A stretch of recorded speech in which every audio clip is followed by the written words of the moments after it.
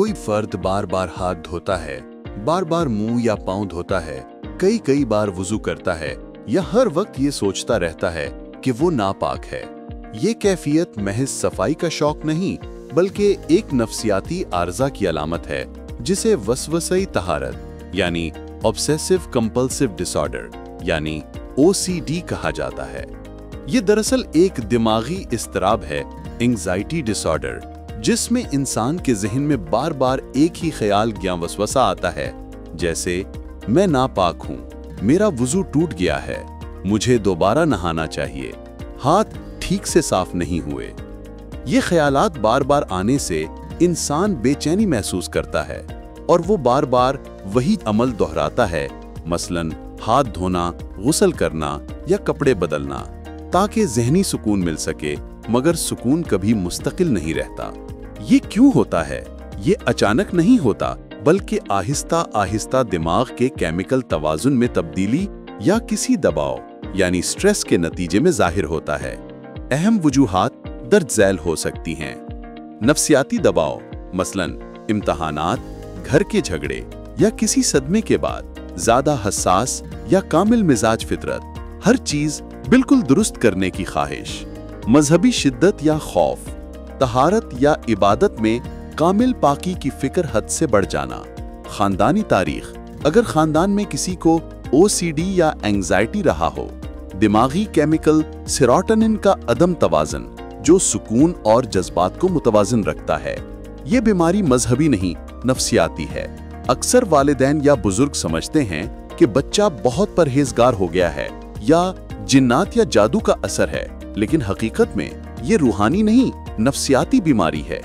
इस्लाम में भी नबी सल्लल्लाहु अलैहि वसल्लम ने फरमाया, शैतान वजू में वसवसे डालता है, इसे वल्हान कहा जाता है। जब तुम्हें ऐसा वसवसा हो तो अल्लाह की पनाह मांगो और वुजू जारी रखो। सुनन अबू दाऊद। यानी इस्लाम वसवसों को बढ़ाने के बजाय उन्हें नजरअंदाज करने की तालीम देता है। अब सवाल ये है कि बच्ची को कैसे ठीक किया जाए?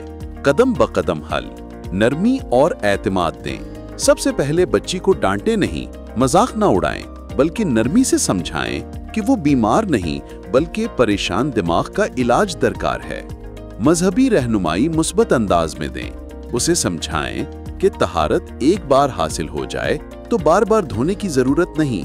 वुजू या गुस्ल मुकम्मल हो जाए तो वसवसे पर यकीन ना करें, ये शैतान की चाल है। रोजमर्रा मामूल महदूद करें, नहाने, वुजू या हाथ धोने के लिए वक्त मुकर्रर करें, मसलन 5 मिनट वुजू के लिए, 10 मिनट गुस्ल के लिए।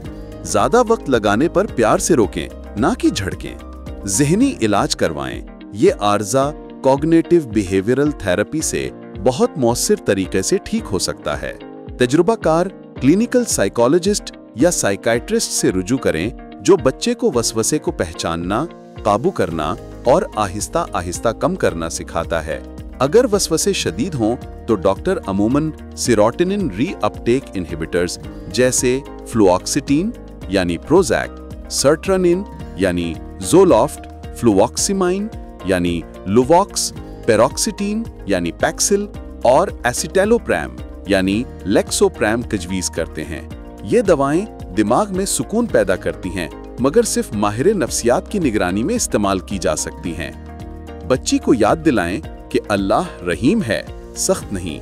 इबादत में दिल की नीयत और इखलास ज्यादा अहम है, पानी की मिकदार नहीं। घर वालों का पुरसकून रवैया भी इलाज का हिस्सा है। हकीकत ये है, ये बीमारी शर्म की नहीं बल्कि समझ की है।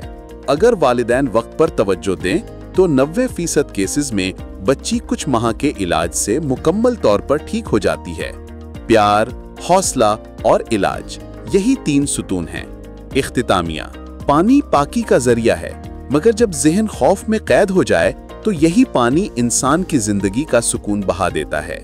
बच्ची को यकीन दिलाएं कि वो नापाक नहीं बल्कि अल्लाह की महबूब और पाक मखलूक है, जिसे बस थोड़ा सा यकीन, प्यार और इलाज की जरूरत है।